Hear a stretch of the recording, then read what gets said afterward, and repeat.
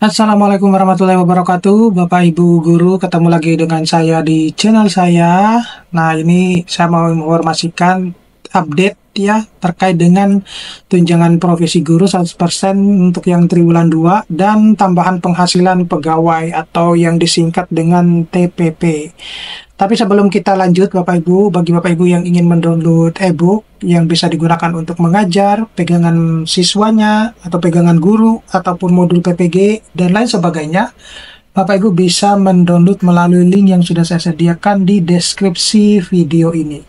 Ya, baik Bapak Ibu, kembali ke pertanyaan mendasar yang banyak ditanyakan, terutama buat teman-teman guru yang triwulan satunya belum cair hingga saat ini ya, padahal beberapa hari yang lalu melalui konferensi pers Menteri Keuangan itu sudah menginformasikan terkait dengan pencairan tunjangan profesi guru untuk yang triwulan kedua atau tahap 2 dan juga gaji ke-13 ya.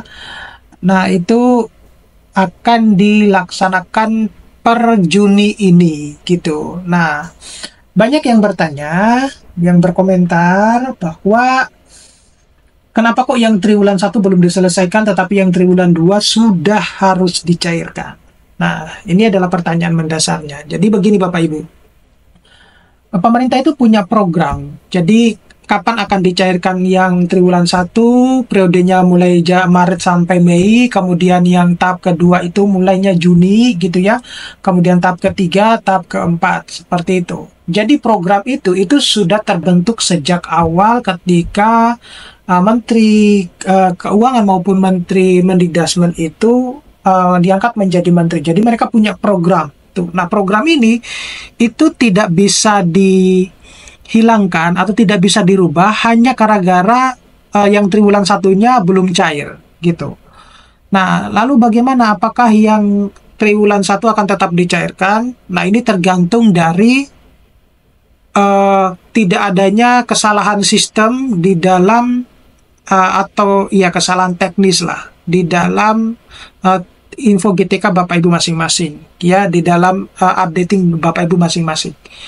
Nah, selagi tidak ada kesalahan teknis, maka kemungkinan besar akan tetap dicairkan karena itu adalah haknya Bapak Ibu ya. Nah, tetapi kalau terjadi kesalahan teknis, misalnya nomor rekening belum diverifikasi, kemudian jam mengajar tidak terpenuhi, dan lain sebagainya, maka sepertinya agak sulit untuk untuk mencairkan triwulan satunya seperti itu. Nah, jadi ya kita memahami keresahan yang dirasakan oleh teman-teman guru terkait dengan kenapa kok yang triwulan 1 saja belum selesai, yang triwulan 2 sudah mau dicairkan. Gitu tadi Bapak Ibu. Jadi program-program ini, sistem ini itu sudah terbentuk dan tidak akan dirubah hanya gara-gara yang triwulan 1 belum terselesaikan. Dan kemudian untuk yang triwulan kedua itu kan per Juni ya, dan sebenarnya sudah beberapa yang sudah cair dan itu sepertinya akan mulai hari ini ya. Hari ini ketika saya membuat video ini, itu sudah akan mulai dicairkan dan gaji ke-13. Bahkan gaji ke-13 itu untuk yang ASN katanya sudah 100% ya. Yang untuk pensiunan dan asabri itu 98%. Nah, itu tolong diklarifikasi, dikonfirmasi kepada teman-teman ASN yang sudah menerima gaji ke-13-nya. Nah, kembali ke triwulan kedua itu mulai akan dicairkan, terutama mereka yang sudah mendapatkan yang triwulan 1. Ya, jadi guru-guru yang sudah mendapatkan triwulan 1 sejak Maret, April itu secara otomatis mereka duluan yang pasti akan mendapatkan. Berbeda dengan yang triwulan satunya itu baru cair beberapa hari ini karena SKTP-nya terbit per 6 Mei gitu ya. Nah, itu pasti akan belakangan. Nah, yang perlu Bapak Ibu sadari bahwa di pusat itu tenaganya itu terbatas.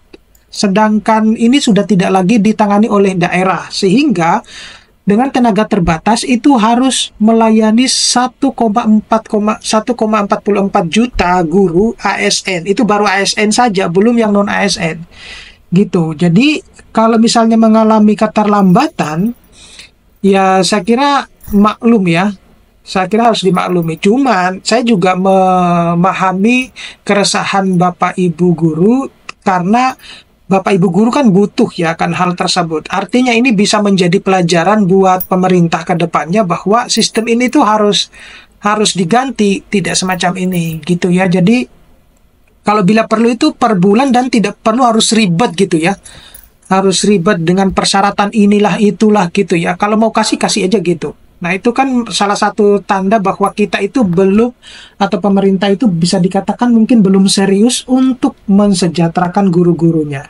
Nah, semacam itu salah satu indikatornya sih, semacam itu saja sih.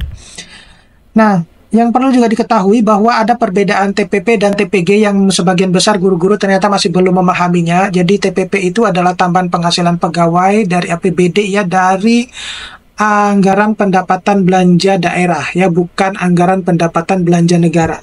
Nah, tidak semua daerah ini menganggarkan Bapak Ibu. Nah, sekali lagi bahwa hanya daerah-daerah yang memiliki kapasitas keuangan yang lebih yang bisa mendapatkan TPP.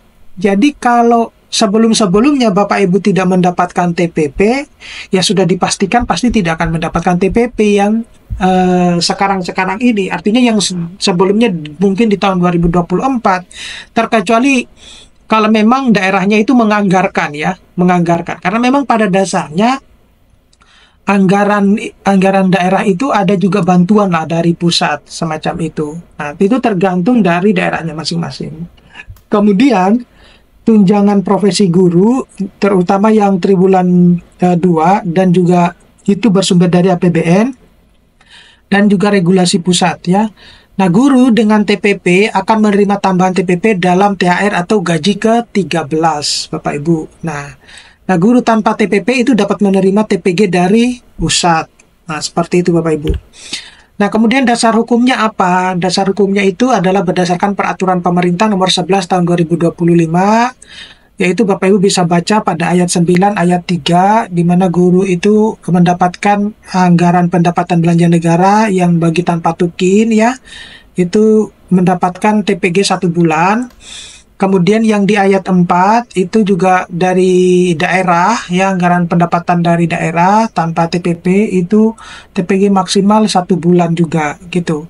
Nah, kemudian ada jaminan tambahan penghasilan melalui TPG 100%. Nah, gitu. Jadi itu hanya bahasa saja ya, tapi artinya 1 bulan tercairkan gitu. Nah, kalau dulu kan mungkin kalau daerah itu kan masih dipotong pajak dan lain sebagainya ya, semacam itu.